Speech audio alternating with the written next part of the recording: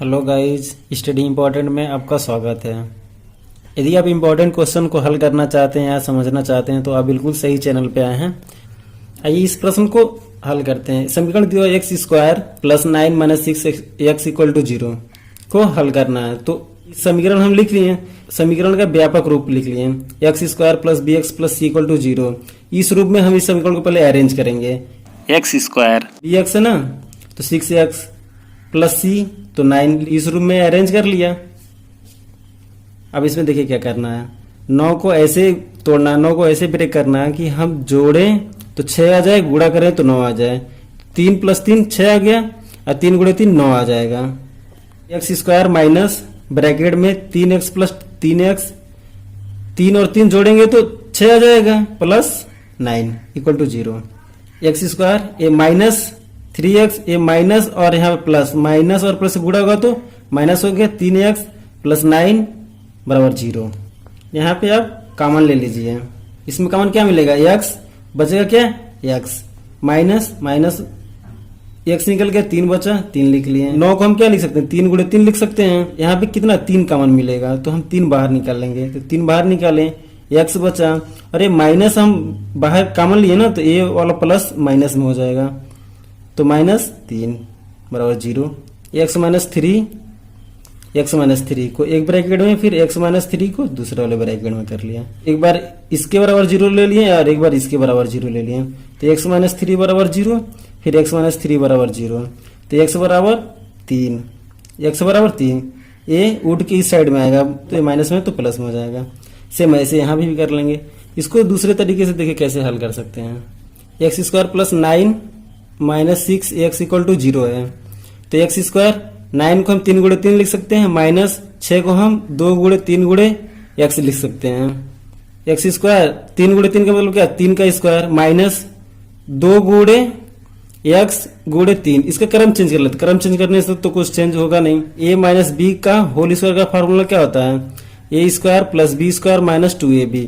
देखिए इस फार्मूले पे मैच कर रखना, ए के जगह पे एक्स, बी के जगह पे 3, 2 के जगह पे 2, ए के जगह पे x और बी के जगह पे 3 इक्वल टू 0। तब कंपेयर करा लीजिए इसको इससे, तो ए बराबर क्या मिलेगा x, बी बराबर क्या मिलेगा 3। अब हम यहाँ इसमें रख सकते हैं, ए के जगह पे x रखें, बी के जगह पे 3 रखें, होल स्क्वायर है तो होल स्क्वायर बराबर 0। x माइनस 3 का होल स्क्वायर है, इसका मतलब क्या है, x माइनस 3 गुणे x माइनस 3 दो बार कर सकते हैं, तो एक बार इसके बराबर 0 ले लिए, एक बार इसके बराबर 0 ले लिए। x बराबर 3 आ गया, फिर x बराबर 3 आ गया। आइए हम इस प्रश्न को देखते हैं। cot 45 अंश minus sine square 45 minus cos square 45 plus sign 90 को हल कीजिए। सॉल्यूशन देखिए, ये हम क्वेश्चन को लिख लिए। अब हम इसकी वैल्यू रख लेते हैं। cot 45 का मान 1 होता है, साइन 45 का 1 कड़ी में 2 होता है, साइन का स्क्वायर है तो इसका स्क्वायर हो जाएगा, माइनस है तो माइनस, cos 45 का 1 कड़ी में 2 होता है, cos का स्क्वायर है तो इसका भी स्क्वायर हो जाएगा, प्लस है तो प्लस, साइन 90 का मान 1 होता है। 1 माइनस, ये देखिए 1 कड़ी में 2 का स्क्वायर है, इसका मतलब क्या है, 1 कड़ी में 2 गुणे 1 कड़ी में 2 का जब गुणा होगा ना, 1 का 1 में गुणा होगा तो 1 कड़ी में 2 का गुणा कड़ी में 2 से होगा तो कड़ी हट जाएगा, सिर्फ 2 बचेगा। तो हम यहाँ पे 1/2 लिख लिए, सेम यहाँ पे हम 1/2 लिख लिए, प्लस 1 है तो प्लस 1, 1 और 1, 1 प्लस 1, माइनस का 1/2 माइनस का 1/2, 1 और 1 मिलके 2, माइनस का 1/2 माइनस का 1/2। इसके नीचे हम 1 करेंगे। ये देखिए मैं अभी आपको प्रोसेस बता रहा हूँ, इसका शॉर्ट तरीका भी मैं आपको बताऊंगा, ठीक है। इसके नीचे 1 करेंगे, 1 2 और 2 दोनों का हम एलसीएम निकालेंगे तो 2 आएगा। 1 से भाग करेंगे 2 में तो 2 आएगा, 2 का गुणा हम इस 2 में करा लिए। देखिए 2 गुणे 2 कर लिए ना, माइनस है तो माइनस, फिर 2 से भाग करेंगे 2 में 1 आएगा, 1 का गुणा 1 में कराएंगे तो 1 ही आएगा, माइनस है तो माइनस लिख लिए। फिर 2 से भाग करेंगे इस 2 में तो फिर 1 आएगा, और 1 का गुणा 1 में कराएंगे तो 1 ही आएगा। 2 का गुणा 2 में होगा तो 4, और ये माइनस और माइनस में रहता तो क्या जुड़ जाता है, तो -1 और -1 मिलके क्या होगा, -2 हो गया। तो 4 में से 2 घटेगा 2 और 2 है तो 2, 2 से 2 कट गया, 1 आ गया आंसर। इसका शॉर्ट तरीका देख लीजिए, 1 माइनस 1/2 माइनस 1/2 प्लस का 1, 1/2 और 1/2 इन दोनों का हर बराबर है, तो हम ये -1 और -1 जुड़ जाएगा, तो -1 और -1 मिल क्या हो जाएगा, माइनस का 2 हो जाएगा, तो हम 1 लिख लिए, माइनस का 2/2 प्लस 1 है तो 1, 2 से 2 कट गया, 1 माइनस 1 प्लस 1, देखिए 1 से 1 कट के बचा 1, ये आपका क्या है उत्तर है। तो ये आपका शॉर्ट तरीका है, आपका लॉन्ग तरीका है, तो अब जैसे आपको सही लगे आप कर लीजिए। ये प्रश्न देखिए, वह छोटी से छोटी प्राकृतिक संख्या ज्ञात कीजिए जिससे इतना इतना में से घटाने पर शेषफल पूर्ण वर्ग हो जाए। ये जो संख्या है इसका हम भाग विधि से वर्गमूल निकालेंगे, भाग विधि से वर्गमूल निकालेंगे। तो देखिए सबसे पहले संख्या हम लिखेंगे और इधर से हम जोड़ा बनाते हैं, 2 का जोड़ा बना लिए। तो हम पहले इस वाले जोड़े को लेंगे, 19 वाले को। इसमें क्या करना था, जो भी संख्या लेंगे उतनी बार आपको पहाड़ा पढ़ना रहता है। जैसे 4 लेंगे तो 4 का पहाड़ा 4 बार पढ़ना रहेगा, ठीक है, मतलब 4 का गुणा 4 में कराना रहेगा। तो 4 चौक 16, तो यहाँ पे हम 16 लिख लिए और 4 यहाँ पे लिख लिए। अब देखिए 19 में से 16 घटाएंगे तो 3 बचेगा। अब यहाँ पे जब भी हम संख्या उतारते हैं ना, 2 संख्या एक साथ में उतारते हैं, तो ये दोनों संख्या उतार लिए। अब इसमें हम क्या करते हैं, 4 और 4 जोड़ लेते हैं, 4 और 4 जोड़ेंगे तो 8 हो जाएगा। अब ये 8 हुआ और ये कितना 344, ये 8 और ये 344। अब देखिए इसमें हम क्या करेंगे, यहाँ पे 1 रख के चेक करेंगे, 8 के पास 1 रख के चेक करेंगे, तो 1 रखेंगे तो 1 से गुणा भी कराएंगे तो कैसी आ रहा, जो कि इससे काफी कम है। फिर 8 के पास 2 रख के चेक करेंगे, तो फिर 2 रखेंगे तो 2 ही से गुणा कराएंगे तो इतना आएगा, 344 से फिर भी कम है। फिर हम 3 रख के चेक करेंगे, तो 8 के बगल में 3 रख के गुणा कराएं तो 249 आया, अभी भी कम है। 4 रख के चेक कराएं 8 के बगल, देखिए तो जितना जो भी संख्या यहाँ पर रखेंगे उतने से ही गुणा कराएंगे, तो इसका गुणा कराएं तो 336 आया, मतलब 344 के करीब है। एक बार और करके देखते हैं, 5 कराएं तो 425 आया, जो कि 425 का ज्यादा है, तो हमें तो ज्यादा नहीं करना रहता ना, तो हम 4 बार देखेंगे। तो यहाँ पे हम 4 और यहाँ पे 4 रखें और यहाँ पे हम 4 रख लिए, कितना देखिए। अब इसका जब हम गुणा करेंगे तो इतना आएगा 36, फिर घटा लिए 8 बचा। फिर ये 2 संख्या हम एक साथ उतारते हैं, फिर हम इसको जोड़ते हैं, 4 और 4 मिलके 8, 8 है तो 8। अब फिर इसके बगल में डबल 8 के बगल में 1 रख के चेक करेंगे, तो 1 यहाँ पे रखेंगे तो 1 से गुणा ही कराएंगे तो 881 आ रहा।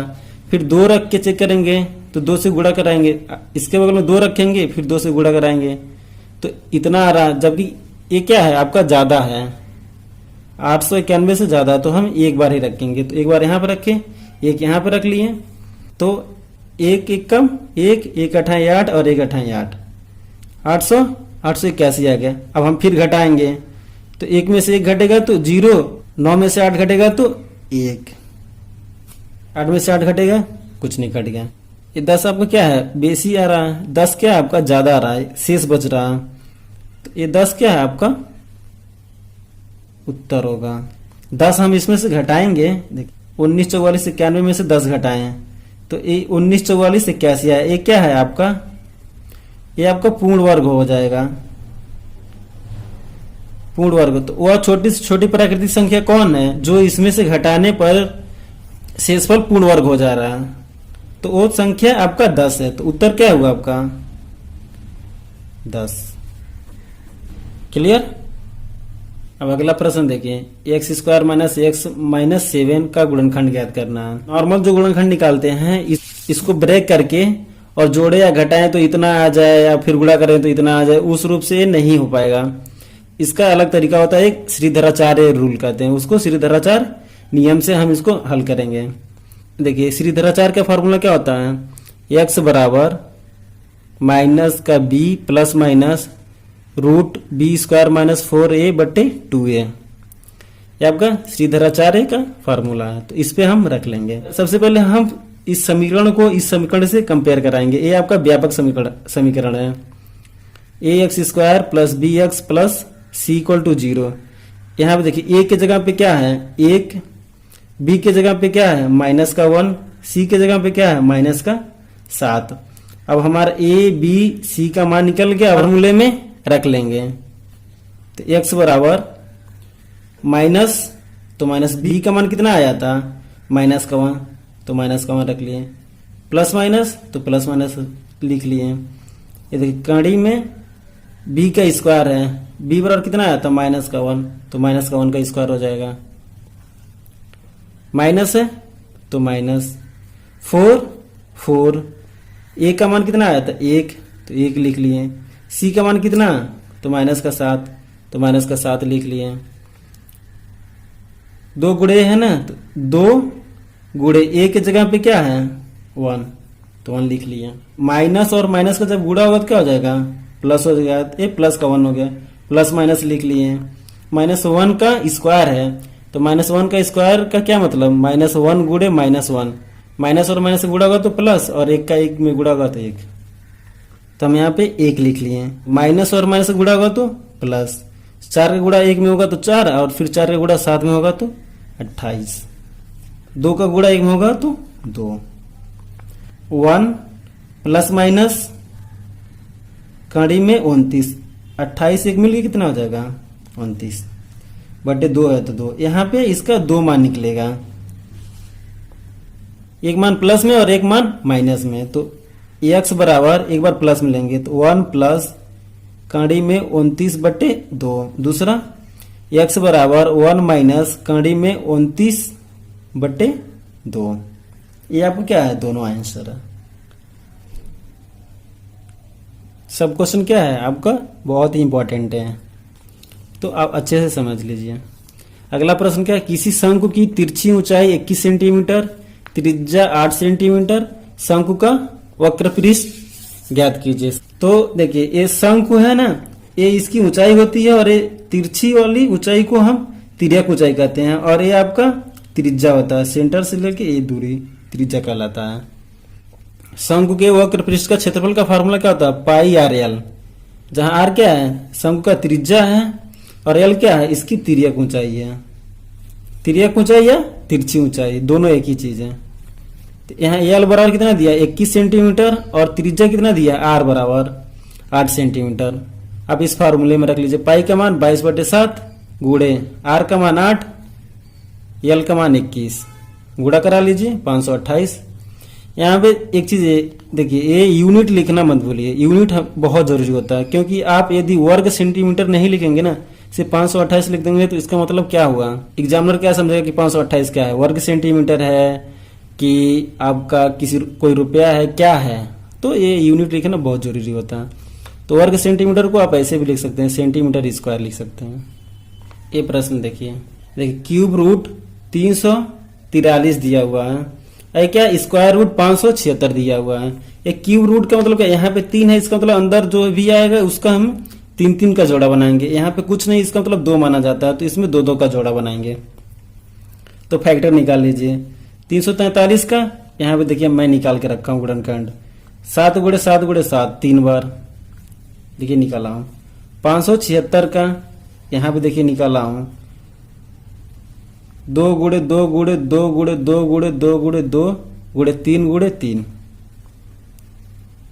क्लियर। अब यहाँ पे देखिए, यहाँ पे 3 है ना, तो यहाँ पे हम 3 का जोड़ा बनाएंगे, मतलब एक साथ बाहर निकलेगा। यहाँ पे कुछ नहीं, इसका मतलब 2 माना जाता है, तो ये स्क्वायर रूट में है, तो इसको इसमें हम 2 का जोड़ा बनाएंगे। 1 2 निकल गया बाहर, फिर इसके ए निकल गया, फिर ए निकल गया, फिर ए निकल गया। अब हम गुणा करा लेंगे तो ये आपका ये 168, ये क्या है आपका आंसर है। अब प्रश्न ये देखिए, समीकरण दिया हुआ है 13x - 30 plus x square equal to 0 को हल कीजिए। इसका जो व्यापक रूप है ना वो हमको पता होना चाहिए। तो x square plus B x plus C, ये इसका क्या है व्यापक रूप है। तो पहले हम इस रूप में इसको अरेंज कर लेते हैं। तो एक्स स्क्वायर लिख लिए, 13x को इधर लिख लिए, फिर माइनस का 30 लिख लिए बराबर 0। इसमें देखिए क्या करना रहता है, इस 30 को हमें ऐसे तोड़ना रहता है या ऐसे गुणनखंड करना रहता है कि जोड़े या घटाएं तो इतना आ जाए 13 और गुणा करें तो 30 आ जाए। तो 30 का हम इधर गुणनखंड निकाले हैं, 15 में से हम 2 घटाएंगे तो 13 आ जाएगा। अब 15 का 2 में गुणा करेंगे तो 30 आ जाएगा। यहाँ पे एक चीज आप ध्यान दीजिए, ये देखिए 10 प्लस 3 करेंगे तो 13 तो आ जाएगा, 10 प्लस 3 करेंगे तो 13 आ जाएगा, और 10 गुणे 3 करेंगे तो 30 आ जाएगा। तो हम ये चीज क्यों नहीं ले सकते हैं? हम 15 माइनस 2 बराबर, हम 15 और 2 क्यों ले रहे हैं? हम 10 और 13 क्यों नहीं ले सकते हैं? तो यहाँ पे मैं एक चीज आपको बता देता हूँ, कॉन्सेप्ट वाली बात। यहाँ पे कभी भी ध्यान दीजिएगा, ये जो सी है ना, इससे कंपेयर कर रहे हैं, यहाँ पे जब माइनस रहेगा ना तो हम वहां पे घटाते हैं, यहाँ पे माइनस रहेगा तो हम घटाते हैं। तो यहाँ पे 10 प्लस 3 नहीं करेंगे क्योंकि हमें घटाना है, यहाँ पे माइनस ना तो हम वहां पे घटा लेते हैं। तो 15 माइनस 2 करेंगे, ये देखिए, तो x square plus 15x minus 2x minus 30 equal to 0। फिर कॉमन ले लिए हम, x बाहर निकल गया, बचा x 15। फिर यहाँ पे हम माइनस का 2 कॉमन लेंगे, फिर x बचेगा, ये माइनस बाहर निकल गया ना तो ये वाला माइनस प्लस में हो जाएगा, यहाँ पे 15 बच गया। तो x प्लस 15, x प्लस 15 एक ब्रैकेट में, और x माइनस 2 एक ब्रैकेट में। एक बार x प्लस 15 बराबर 0 लेंगे और एक बार x माइनस 2 बराबर 0 लेंगे। देखिए x बराबर माइनस का 15 आ गया, क्योंकि ये इस साइड में ना, जब ये आपका बाएं साइड से दायां साइड हो जाएगा तो ये प्लस में है तो माइनस में हो जाएगा। तो x बराबर माइनस का 15। ऐसे ही यहाँ भी कर लेंगे, x माइनस 2 बराबर 0, ये इधर आएगा तो माइनस में तो प्लस में आ जाएगा, तो x बराबर 2।